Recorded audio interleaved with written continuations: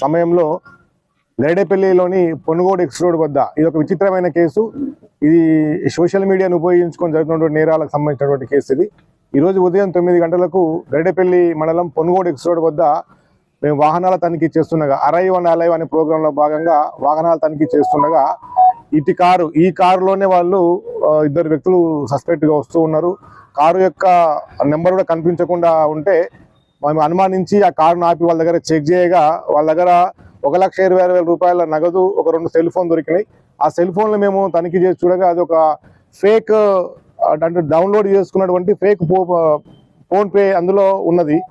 దీని గురించి విచారణ చేసి వాళ్ళని మాట్లాడగా వాళ్ళు ఈ 10 రోజుల కాలంలోనే 10 రోజుల కాలంలోనే హుజూర్ నగర్లో 2 ప్రాంతాలలోనూ మరియు గరిడేపల్లి పోలీస్ స్టేషన్కి ఎదురుగా ఉన్నటువంటి కిరాణం షాపులోను మరియు మఠంపల్లి, త్రిపురారం, మిర్యాలగూడ అండ్ మేల చెరువు ఈ ప్రాంతాలలో వీళ్ళు ఈ యొక్క సెల్ ఫోన్లో వీళ్ళు ఏం చేస్తారంటే మొదటగా క్రోమ్లోకి వెళ్ళిపోయి సెల్ ఫోన్లో ఫోన్పే పేక్ అని ఒకటి ఉంటుంది, దాన్ని డౌన్లోడ్ చేసుకుంటారు.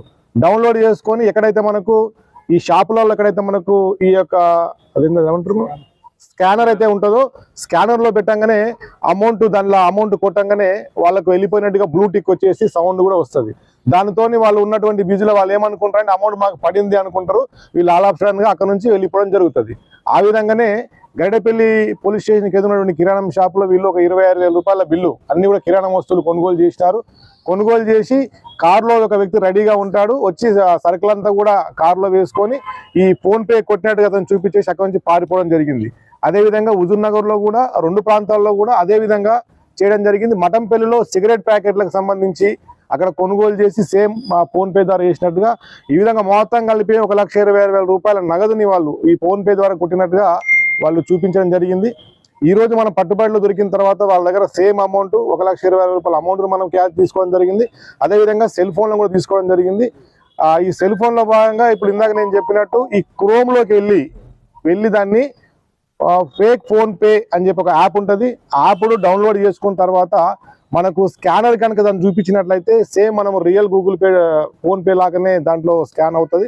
అక్కడ అమౌంట్ కూడా మనం అమౌంట్ కొడతాము, అమౌంట్ పంపిస్తాం, కానీ అమౌంట్ అందులో నుంచి వెళ్ళదు.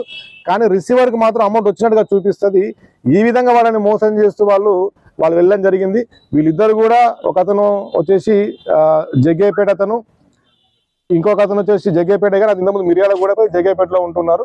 ఈ ఇద్దరు కూడా వాళ్ళు అక్కడ ఇద్దరు దోస్తులు వాళ్ళు చేసేటువంటి క్రమంలో వాళ్ళకు కొద్దిగా వెళ్ళక ఈ విధంగా చేద్దాం, ఇది సులభంగా ఉందన్న ఉద్దేశంతో వాళ్ళ యొక్క దీన్ని ఎంచుకోవడం జరిగింది. కాబట్టి ఈరోజు మనం అందరూ పట్టుబడి చేసినాము. అందరూ కూడా చెప్పేది ఏంటంటే